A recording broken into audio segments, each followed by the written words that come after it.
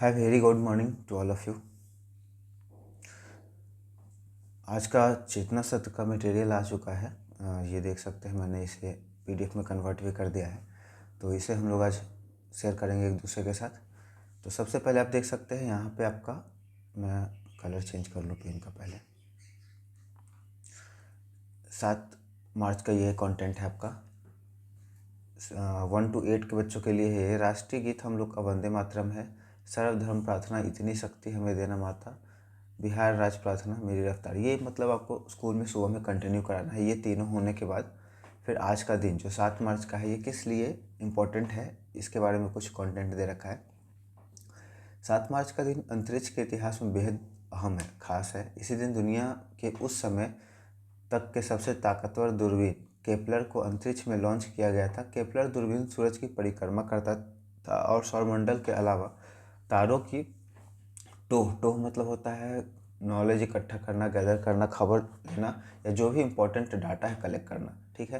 Kepler दूरबीन की मदद से हजारों नए एक्सो प्लैनेट कहने का मतलब है कि जो हमारा गैलेक्सी है, मिल्की वे गैलेक्सी, उसके बाहर जो प्लैनेट है ना, उसका खोज किया गया। एक्सो का मतलब होता है बाहर का, है ना।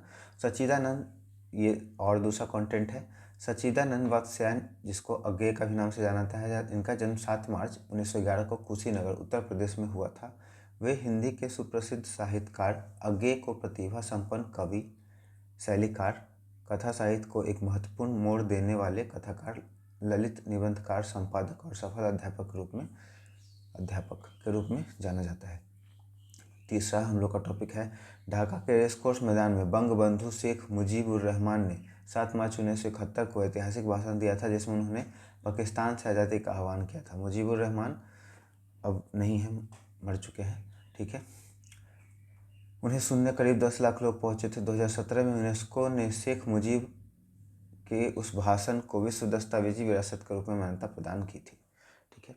उसके बाद आज का विचार में है, परिस्थितियाँ कैसे भी हो मुस्कुराना मत भूलिए। ये कौन बोले हैं? Charlie Chaplin. ठीक है। सच्चा मित्र वही है जो आपकी खामियों के बावजूद आपके साथ खड़ा रहे। ठीक है। उसका सामान्य ज्ञान में है, भारत की सबसे ऊंची मीनार कौन सी है? कुतुब मीनार। कोणार्क सूर्य मंदिर कहाँ पे है? उड़ीसा में है। राज्यसभा के सभापति कौन होते हैं? भारत के उपराष्ट्रपति। ठीक है। विश्व के सबसे अधिक जनसंख्या वाला देश कौन है? भारत की। चाइना पीछे हो गया। भारत में कोयले का भंडार सबसे ज़्यादा झारखंड में है। उसका रीजनिंग का क्वेश्चन है, देख सकते हैं आप सीक्वेंस यहाँ से। पहला क्वेश्चन है 2 से 6, 6 से 18, 18 से 54, मतलब 2 गुने 3 6, 6 गुने 3 18, 18 तिहाई 54 और 54 तिया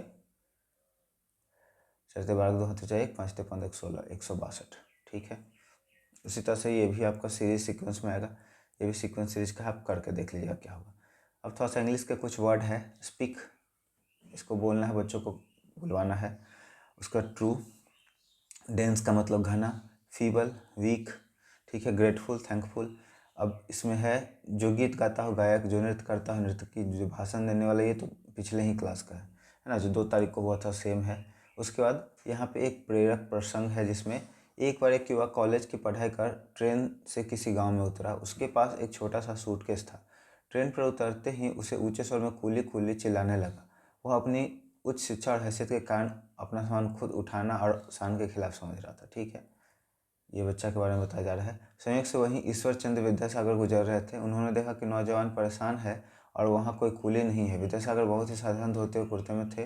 वे उस युवक के पास गए, बोले, भैया क्या मैं आपका सामान उठा सकता हूँ? युवक खुश हो गया और उसने अपना सूटकेस विद्यासागर को थमा दिया। विद्यासागर ने चुपचाप सूटकेस उठाया और युवक के साथ साथ चलकर उसे अपने गंतव्य तक पहुँचा दिया। जब युवक उन्हें मजदूरी देने का पैसा देने लगा तो विद्यासागर ने विनम्रता से कहा, पैसा रहने दीजिए, बस इतना याद रखिए कि अपना काम स्वयं करने में कोई छोटा नहीं हो जाता। अगले दिन वह युवक एक सभा में गया जहाँ विद्यासागर का व्याख्यान होना था। जब वह उस मंच पर उसी व्यक्ति को देखा जिसका सूटकेस उठाया था, तो वह शर्म से पानी पानी हो गया। वह तुरंत उनके चरणों में गिरकर क्षमा मांगी। ठीक है।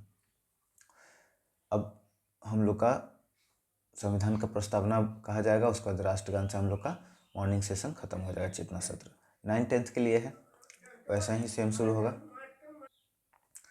बहुत सारे जो कंटेंट होते हैं वो 9th-10th और उसमें 1 to 8 में सेम होता है। तो ऊपर में आप देख सकते हैं सेम है, तो इसको हम लोग पढ़ के समय अपना बर्बाद नहीं करेंगे। ठीक है। और यहाँ पे एक विचारक है, यदि आप सच में कुछ बदलना चाहते हैं तो पहले खुद को बदलें, खुद के विचारों को बदलें। ठीक है। इजराइल के प्रधानमंत्री, ये आपका करंट अफेयर में आ जाएगा। इजराइल के प्रधानमंत्री कौन है? Benjamin Netanyahu. ईरान के लिए विशेष सैन्य इकाई का नाम क्या है? Islamic revolutionary guard force. ठीक है। सऊदी अरब के किस शहर में अमेरिकी दूतावास के ड्रोन का हमला हुआ? रियाद। ये एकदम आपका लेटेस्ट करंट अफेयर है। इजराइल की खुफिया एजेंसी का नाम क्या है? मोसाद। फिलिस्तीन का कौन सा संगठन गाजा में सक्रिय है? हमास। उसके बाद पंचायती राज प्रणाली, पहला पंचायती राज प्रणाली की शुरुआत भारत में कब हुई? 2 अक्टूबर 1959। इंपॉर्टेंट है ये। भारत में रजत क्रांति किससे संबंधित है? अंडा और चिकन। रजत मतलब आपका हो गया श्वेत, वाइट, वाइट रेवोल्यूशन। ठीक है। विश्व में किस देश की तटरेखा सबसे लंबी है? कनाडा की। तटरेखा मतलब समुद्र से लगा हुआ जो होता है ना, जिसको हम लोग कोस्टल एरिया कहते हैं। भारतीय सिविल सेवा के लिए चुने गए प्रथम भारतीय कौन थे? सत्येंद्र नाथ टैगोर। बहुत बहुत ज़्यादा इंपॉर्टेंट आपका जनरल कंपटीशन के लिए। भाषी आधार पर बनने वाला भारत का पहला राज्य कौन था? आंध्र प्रदेश। ये भी बहुत ज़्यादा इंपॉर्टेंट है। जो कम बोलता हो मितभाषी, जिसे कोई मोह न हो, निर्लिप्त। इंपॉर्टेंट है ये, अलग टाइप का। जो सब जानता हो, सर्वज्ञ। जो रात में सक्रिय हो, निशाचर। जो दूसरों पर आश्रित रहे, पराश्रित। जो बिना, ये क्या लिखा हुआ पता नहीं चल रहा है। जो बिना,